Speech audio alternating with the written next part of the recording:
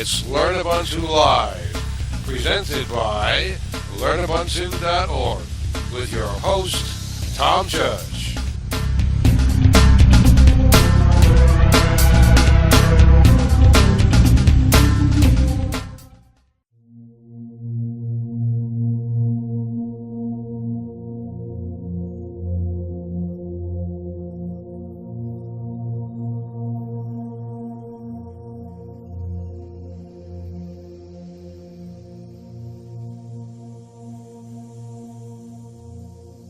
So we don't advocate using frames, as they are pretty much deprecated at this point. They've come in and out of style several times. However, in your long career as a web developer, you may at some point have somebody come to you with a website that uses frames who wants to have that changed. So you need to understand frames in order to replace them with the more popular div and CSS that we'll learn about in the next chapter. So let's get our background on frames. So here's our presentation on legacy HTML frame sets. Again, we're going through this so you've been exposed to it, and we don't advocate using these any longer. You can use them. They are still accepted as part of our final project because they're part of the course. We suggest that you look at the next chapter also and see how nicely the div works, and you'll see why most people are using the div rather than the frames. Here is our introduction to legacy HTML frame sets, and here you see this one of the near the end of our lab exercises examples showing a frame set in a browser. The frame set works with the frame set tags, which, like other of the more advanced tags, don't do very much without establishing some attributes along with them. The frame set tags include the frame set, the frame tag, and the no frame tag. A little more involved are the attributes. We can establish the number of rows the frame set has in a horizontal frame, establishes the size, rather, of the horizontal frame in rows. Columns establishes the size of the vertical frame. And we can use percent or a pixel number if we want. We're going to see that in the labs. We have to give the frame set a name, and remember that name is case sensitive, so keep that in mind. And the source, which defines the default source for that frame set. Later on in this chapter, we're going to learn how to change the content in a specific frame. We have the no resize attribute, which prevents users from resizing the frames of the frame set.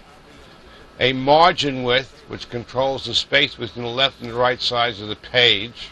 The margin height, again, this is controlling the space between the top and bottom of the content. This is similar to cell padding in tables, okay?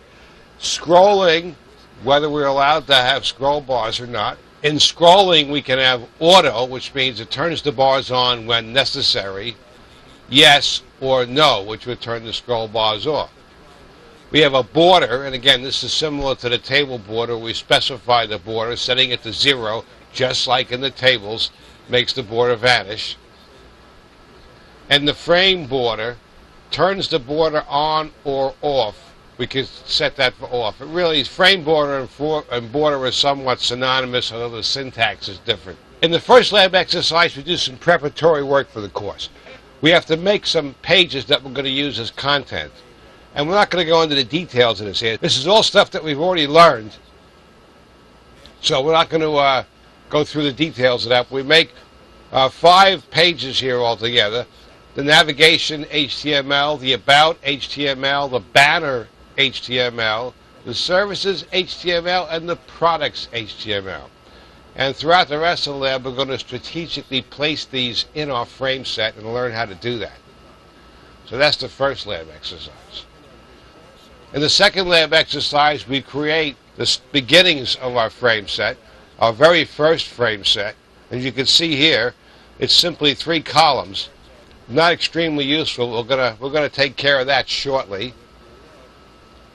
In lab exercise 2, we have a more practical example of a frame set here with a top frame that we will call title banner, a left frame which is our navigation, and our larger middle frame there, which is called the body.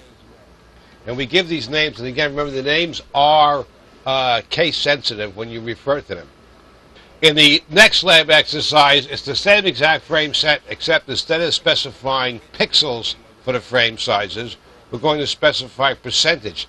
This is nice because it sort of helps if you're using, you're not sure what size screen your viewer's going to use.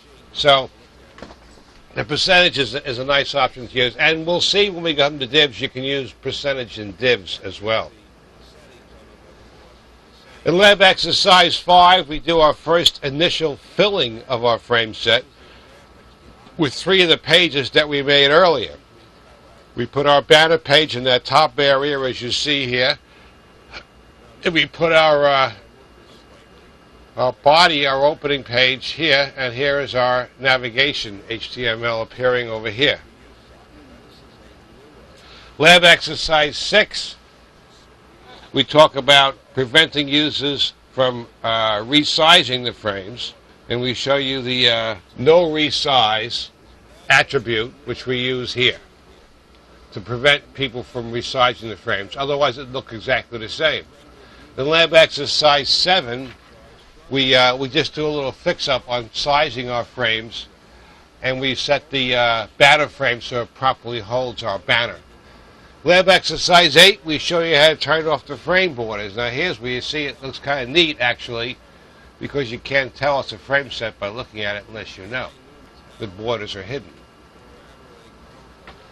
In exercise 9, we begin to activate our menu links.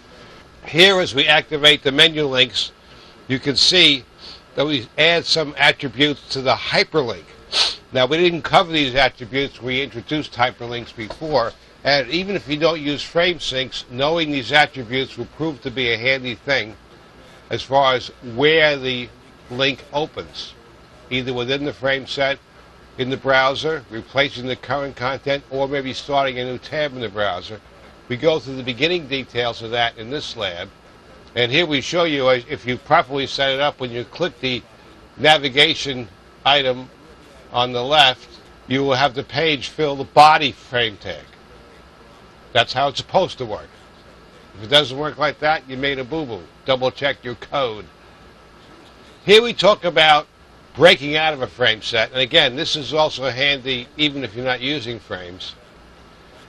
First of all, if we fail to specify the target, then our frame's going to open in the current frame with the link in. As you see, we had our menu here before, and we click the services with the target deliberately not specified. See here on the second line of code we're showing you, we didn't give a target attribute to that link, therefore it opens right in the frame. Somebody is bound to make that mistake at least once in this course. I've done it myself, so you're not immune. Here we're showing a keyword for the target attribute of the HTML link. And these keywords, they're all, we have a chart coming up on these, but these keywords all begin with an underscore. And this is the top, which means it will fill this in the top frame. Another popular keyword is blank, which will cause it to open in a new tab or browser instance. And here's a little chart that we show you as part of this chapter on the target keywords. And again, these are good even if you're not using a frame set. If you want to have a page open, for instance, in a different tab of the browser, and we do that like for all of our examples, you may have noticed when you go to open one of our examples on the in the lab exercises, it opens it up in a new tab so you don't lose your place in the lab exercise. You can just go back to that tab. The keyword target attributes, and you can't use these as a name for your frame. These will override that. Blank, which always starts it in the new blank window, which could either be another instance of the browser if it's an older browser, or most browsers now have tabs, although you can turn the tabs off and it will open a whole new window with another browser in it. So that's, the blank will either fill the new window or the new tab. Target equals parent.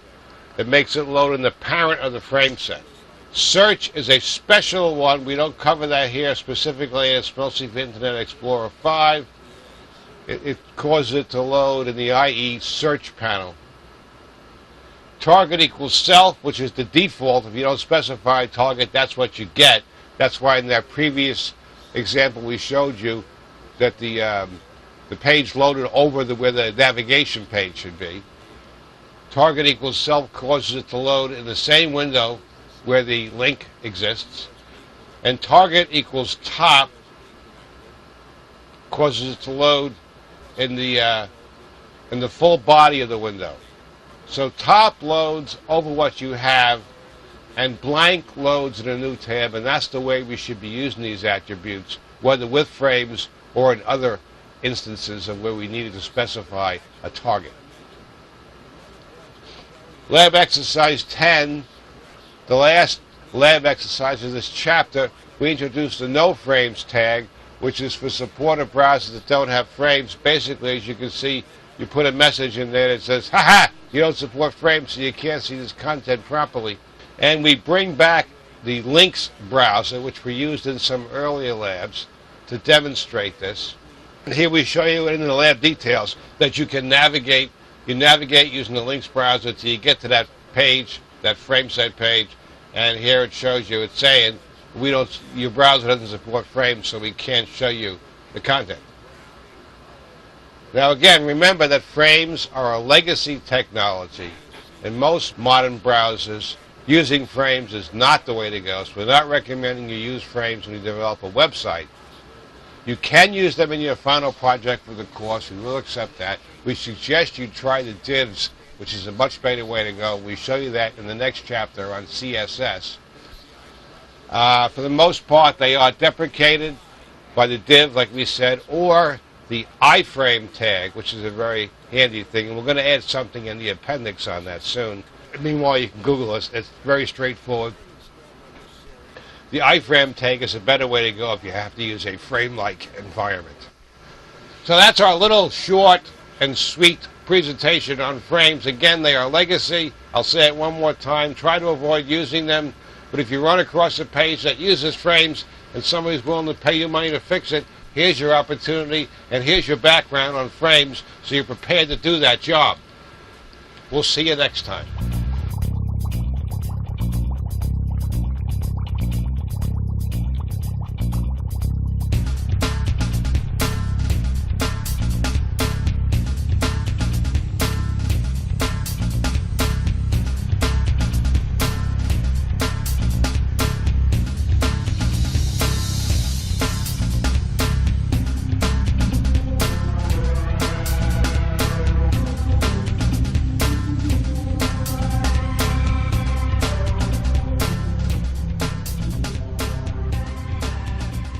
Portions of this program were pre-recorded.